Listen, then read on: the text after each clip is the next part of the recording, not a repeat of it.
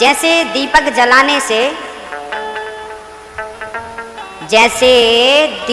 जलाने से सारा अंधकार खत्म हो जाता है, ऐसे ही संकीर्तन करने मात्र से, भगवान का नाम लेने मात्र से सारे जो दुखों का, कष्ट का जो अंधकार है वो अपने आप मिट जाता है।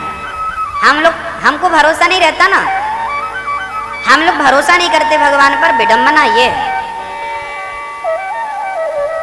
डॉक्टर पर भरोसा है पर भगवान पर भरोसा नहीं है। महाराज बड़े दुखी हैं, बड़े दुखी हैं, तो भगवान का नाम क्यों नहीं जपते?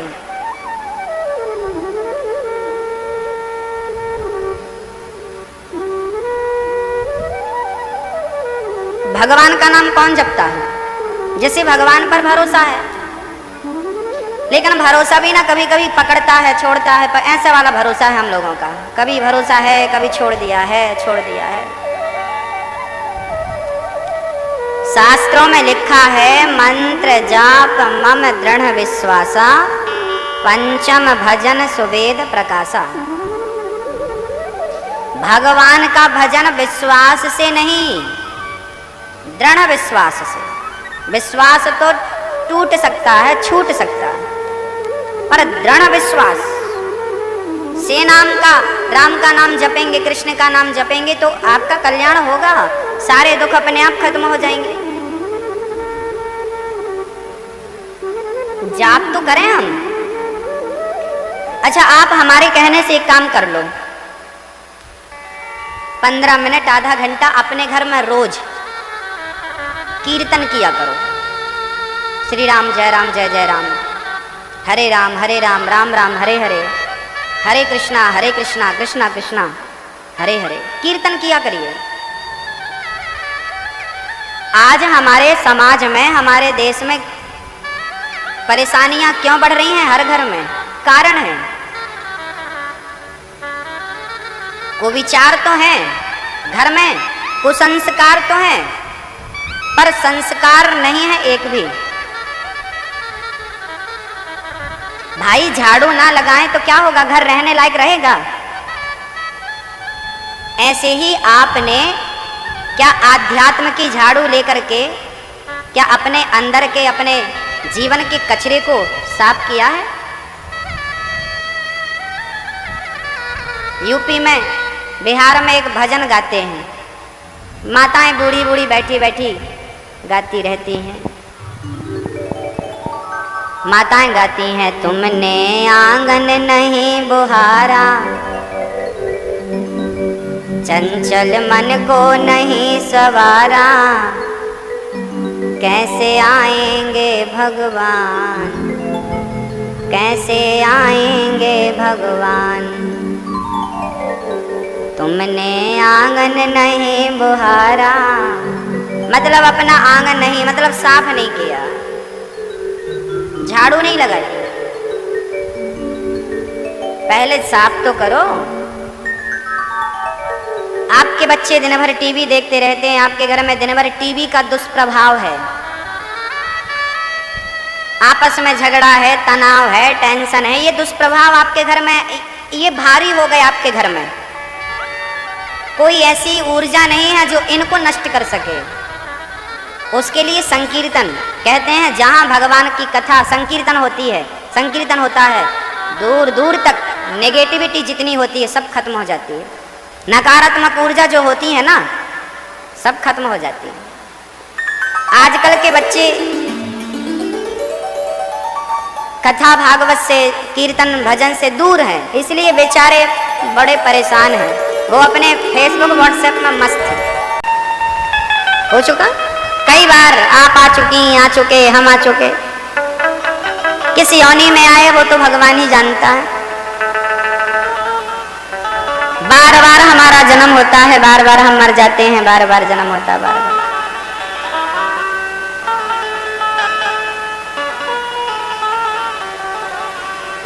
ये वृत्तासुर पिछले जन्म में चित्रकेतु नाम का एक राजा था।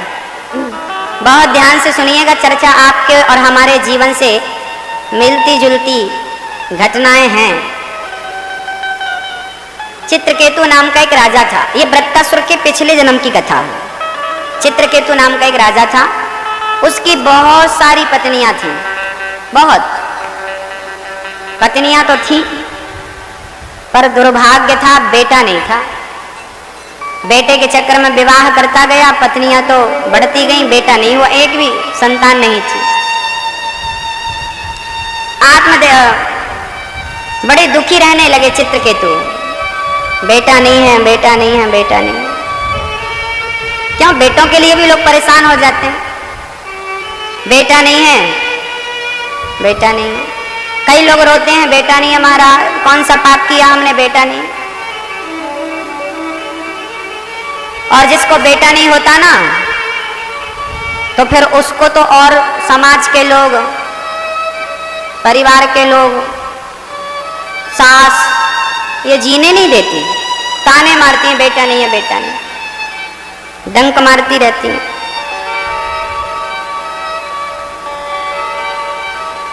सब कुछ उसके हाथ में है, देना ना देना, क्या मिला है क्या नहीं मिला, जो मिलना था वो मिला, नहीं मिलना था नहीं मिला।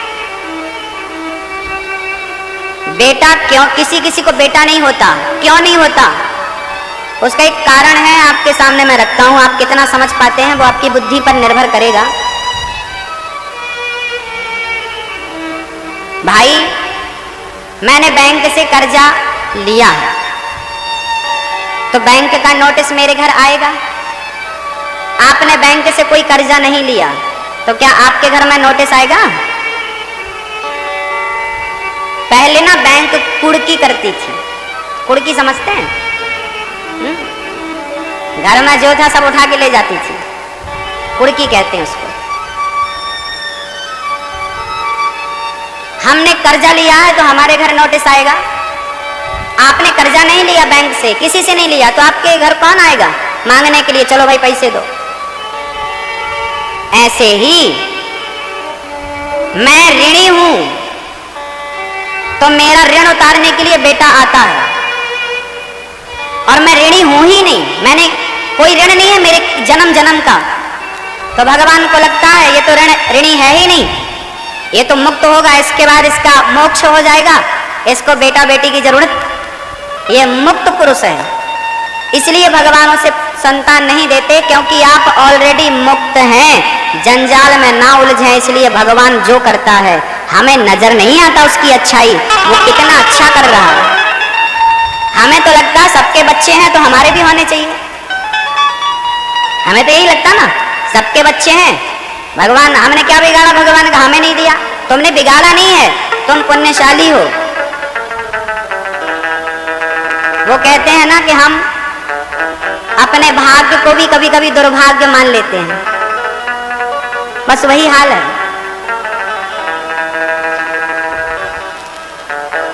गुरु गोविंद साहब का नाम सुना होगा। गुरु गोविंद साहब के 4 बच्चे 2 युद्ध करने में मारे गए, और 2 बच्चों को मुगलों ने दीवार में जिंदा चुनवा दिया। दीवार में खड़ा करके ईंटों की जुड़ाई कर दी, अंदर कर दिया, जिंदा 2 बच्चे मार दिए। माँ दौड़ी दौड़ी आई उन बच्चों की अपने पति से, गुरु गोविंद साहब से कह रही है, सुनो बेटे, चुनवा रहे हैं, आप कुछ कर नहीं रहे हैं, हमारे बच्चे मर गए। बोले कितने बच्चे हैं? बोले दोनों को चुनवा दिया, दोनों मर रहे हैं।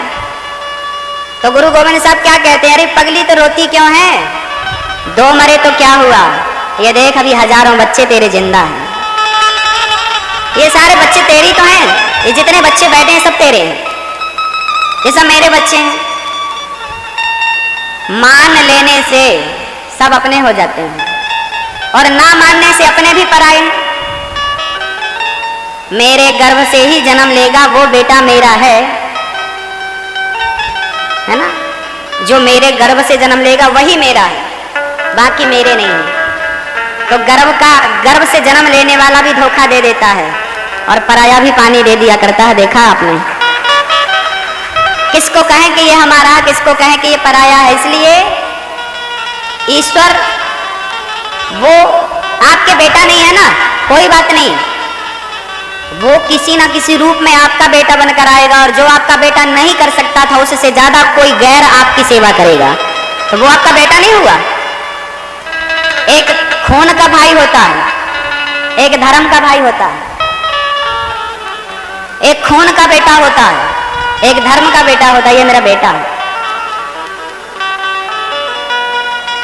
स्वामी विवेकानंद, एक सज्जन हमसे बोले, महाराज जी बेटा, हमने कहा तुम्हें बेटा क्यों चाहिए? अरे बेटा होगा हमारे कुल का नाम रोशन करेगा, कुल बढ़ाएगा। हमने कहा अपना कुल कब तक बढ़ाओगे? एक दिन दुनिया का अंत होना है, निश्चित है। तो जब दुनिया का अंत होगा तो तुम्हारा और तुम्हारे कुल का अंत नहीं हो जाएगा? और वैसे भी जरूरी नहीं है कि मेरे बच्चों से मेरे कुल का नाम चले। स्वामी विवेकानंद के बेटे कहाँ थे? आज तक उनका और उनके कुल का नाम रोशन है कि नहीं? उनकी संतान कौन थी? विवेकानंद का कोई बेटा था? स्वामी विवेकानंद जी का। कहो कि मेरा बेटा मेरा कुल का नाम चलाएगा, सब पागलों की बातें हैं। बेटा नाम नहीं चलाता, आपके अच्छे कर्म आपको अमर करके चले जाते हैं। रानी लक्ष्मीबाई का नाम तो सुना होगा, झांसी की रानी। सुना था, उसका एक बेटा था, कहाँ गया कैसा है कोई नहीं जानता, इतिहास के पन्नों में नाम नहीं है। बस एक बेटा था, पीठ में बांध के वो लड़ती थी, इतना सुनने को आया है। आज तक झांसी की रानी को लोग जानते हैं, क्या उसके बेटे के कारण जानते हैं? हा? बेटे से लोग हमें क्या जाने? कुछ ऐसा करो, ऐसा कर्म करके जाओ कि हमसे हमारा नाम और हमारे कुल का नाम दुनिया जाने, हमारे अच्छे कर्म। पांडवों का वंश बचा, बचा पांडवों का, जिनके रक्षक भगवान थे उनका वंश आज भारत में कहां है? पांडवों का वंश, कौरवों का वंश बचा। और की छोड़ो भगवान श्री कृष्ण का। भक्तों,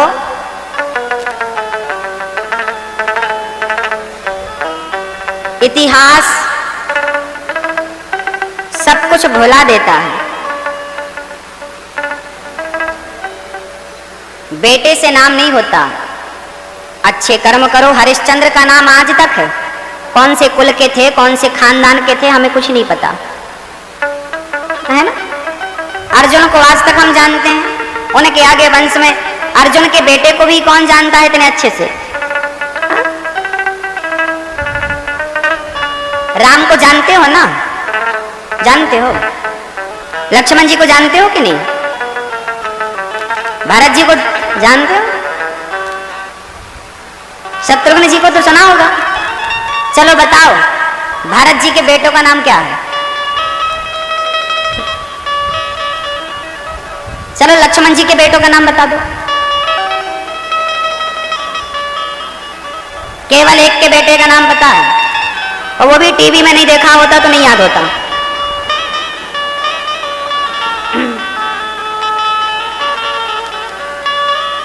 सृष्टि की सबसे बड़ी मर्यादा है राम। उन राम के सेवक हैं लक्ष्मण। लक्ष्मण के दो पुत्र थे,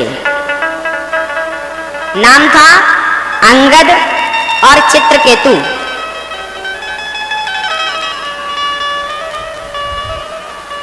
इतनी बड़ी हस्ती के बच्चों का नाम याद नहीं है, तो आपके बच्चों का नाम किन्हें याद होगा?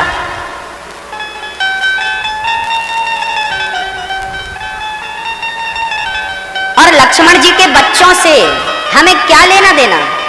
हमें तो लक्ष्मण जी से लेना देना है ना। तो आपके बच्चे कैसे हैं या नहीं है? महाराज जी बच्चे पिंडदान करेंगे, हम मर जाएंगे तो श्राद्ध कौन करेगा? कहते हैं बच्चे श्राद्ध करते हैं तब उद्धार होता है। ये सब फिजूल की बातें मत ध्यान दिया करो। जो व्यक्ति पापी है उसके लिए गया में श्राद्ध करना चाहिए। जो व्यक्ति पापी है उसका उद्धार श्राद्ध करने से हो जाता है। लेकिन जिसने जीवन भर अच्छे काम किए हैं, पुण्य किया है, उसे एक श्राद्ध करने की जरूरत नहीं पड़ती। वो गया श्राद्ध का मोहताज नहीं है, वो पिंडदान का मोहताज नहीं है। आप लोग ना अपने बच्चों से उम्मीद लगाएंगे मरने के बाद श्राद्ध कर दो, पिंडदान कर दो, तर्पण कर दो। अरे जाओ जाओ, मत करो। हम इतना पुण्य करके मरेंगे कि हमारे श्राद्ध तुम मत करना, बिना श्राद्ध के हमारा उद्धार हो जाएगा। विवेकानंद जी का श्राद्ध किया किसी ने? बताओ। आप स्वयं अच्छे काम करो, धर्म करो, जीवन में किसी का बुरा मत करो, किसी के साथ छल मत करो, झूठ मत करो, झूठ मत बोलो। आपको फिर ना उद्धार होने के लिए गिड़गिड़ाना नहीं पड़ेगा। आपकी अपनी सच्चाई, अच्छाई आपके साथ है ना, वही तो आपको भगवान तक पहुंचाएगी। समझ रहे हैं भक्तों? हाँ, इसलिए कहा करता हूं, बच्चों के लिए नहीं परेशान होना चाहिए। चित्रकेतु नाम का राजा था, बहुत सारी पत्नियां थी पर बेटा नहीं था। वो भी परेशान थे आप लोगों की तरह। एक महात्मा जी आए, अंगिरा, पांव पकड़ लिया, महाराज बेटा नहीं है, आप बेटा दो। संत ने कहा ठीक है। संत ने एक फल दिया, बोले पत्नी को खिलाओ।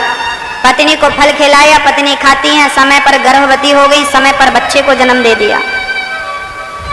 चित्रकेतु की पत्नी का नाम था कृतद्युति। उनको फल खिलाया, पत्नी गर्भवती हो गई, समय पर बढ़िया से राजकुमार को जन्म दिया। राजा बड़े प्रसन्न हो गए, बेटा हुआ, नगर में लड्डू, खूब आनंद।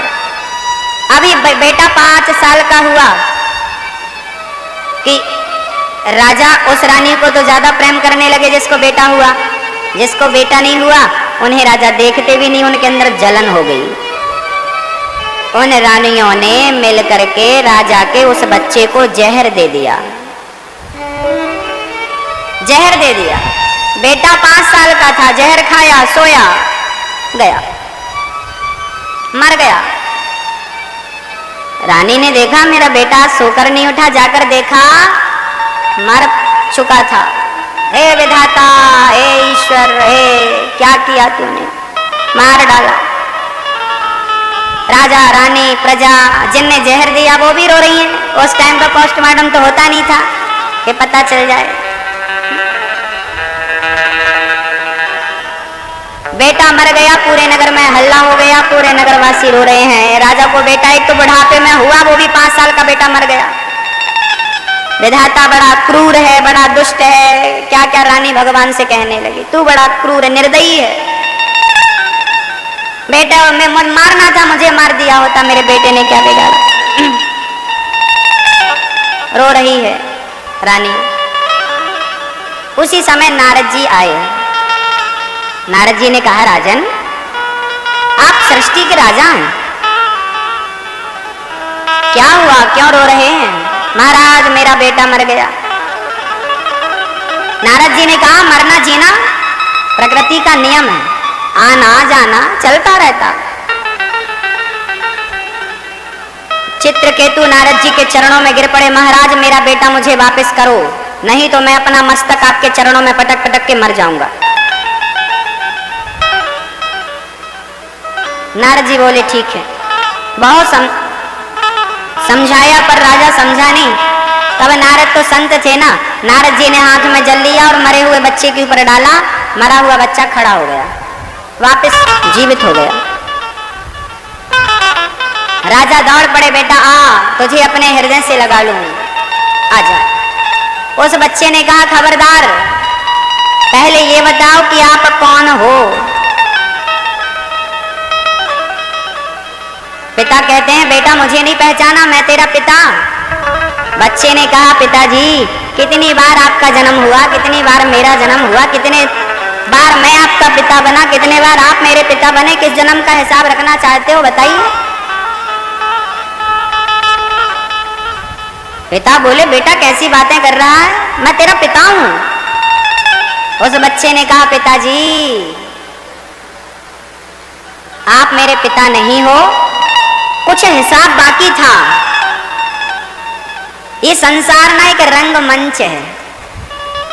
बहुत ध्यान से पिक्चर तो देखा होगा आपने, मूवी तो देखी होगी। मूवी में जो दिखता है ना वो होता नहीं है। उदाहरण के लिए हम बच्चन साहब की बागवान पिक्चर लेते हैं। बागवान पिक्चर में उनके बच्चे हैं, बच्चन साहब रो रहे हैं कि बेटा पानी को भी नहीं पूछ रहा है, महीने भर 15 दिन इसके घर, महीने भर 15 दिन उसके घर, रो रहे हैं। वो पत्नी दूर है, वो यहाँ है, बच्चे सेवा नहीं कर रहे हैं। हम जब उस पिक्चर को देखते हैं ना तो समझते हाँ यही रियल है, यही। हाँ, कभी कभी रोना भी आ जाता है, पर उसमें जो दिख रहा है 1% भी सच है। बच्चन साहब के बहुत सारे बच्चे नहीं हैं, एक है रियल जिंदगी में, एक बेटा है, लेकिन उसमें तो 4-4 बच्चों की कहानियां हैं। ऐसे ही ये संसार एक रंगमंच है। उनकी पत्नी कोई और बनी है, बेटा कोई और बना है। ऐसे ही ये संसार एक रंगमंच है। यहाँ कोई हमारी पत्नी का अभिनय कर रहा है, कोई हमारा बेटा बन के आ गया, ये बेटे का अभिनय चल रहा है। कोई हमारा भाई है, कोई हमारा मित्र है, ये अभिनय चल रहा है। जागृत जिंदगी में अभिनय चल रहा है। आपके जिंदगी एक रंगमंच में अभिनय, आप अभिनय कर रहे हैं। एक अभिनेता है, अभिनेत्री हैं आप लोग। आप स्त्री का अभिनय कर रही हो, ये मेरा पति है, ये मेरा बेटा है, ये अभिनय ही तो है। लेकिन सच्चाई में वो आपका पति नहीं है, वो आपका बेटा नहीं है, जिसे आप समझती हो या समझते हो, है ना। कौन है हमारा? मेरे तो गिरधर गोपाल, दूसरों ना, ये रियल है। उस बच्चे ने कहा पिताजी मैं पिछले जन्म में भिखारी, देखो अब उसकी वो क्यों बेटा बन के आया। अच्छा, आपका जो बेटा है ना वो आपका ही बेटा क्यों है? वो ये आपकी पत्नी क्यों है, ये आपका पति क्यों है? इसके पीछे कारण होता है। मेरा पति अच्छा है, मेरी पत्नी अच्छी है, मेरा पति बुरा है, मेरी पत्नी बुरी है। क्यों ऐसा होता है? मेरा बेटा अच्छा है, मेरा बेटा बुरा है, ऐसा क्यों होता है? किसी का अच्छा किसी का बुरा हो तो सबका अच्छा अच्छा हो, तो सबका बुरा बुरा हो, किसी का अच्छा ऐसा क्यों होता है? इसके पीछे कारण है। वो कारण क्या है? बहुत ध्यान से सुनेंगे तो समझ में आएगा।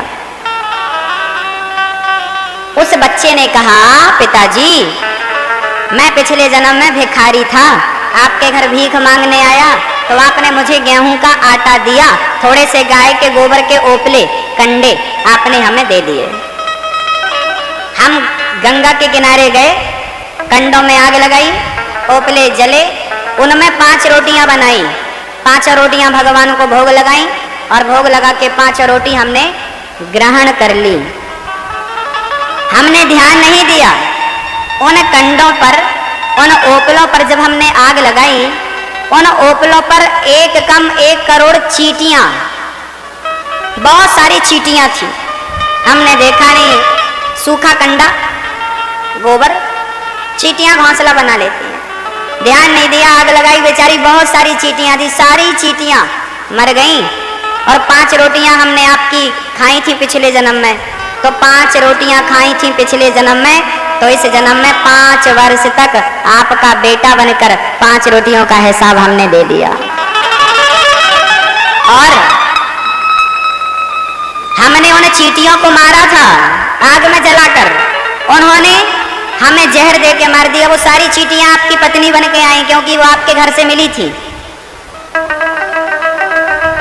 उन्होंने हमें मार दिया क्योंकि हमने उन्हें मारा था। वो तो भोग भगवान को लगा के रोटी खाई थी, तो एक जन्म में ही सबका हिसाब किताब चुक गया, नहीं तो कई बार जन्म लेके सबका हिसाब किताब अलग अलग चुकाना पड़ता। ये कृपा है ईश्वर की।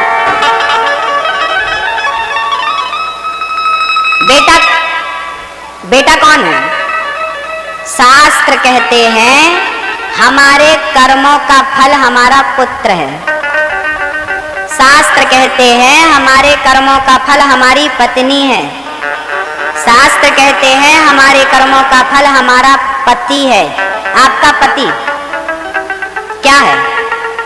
आपके अच्छे कर्मों का फल अच्छा पति। आपके बुरे कर्मों का फल बुरा पति, अच्छे कर्मों का फल अच्छा बेटा, बुरे कर्मों का फल बुरा बेटा।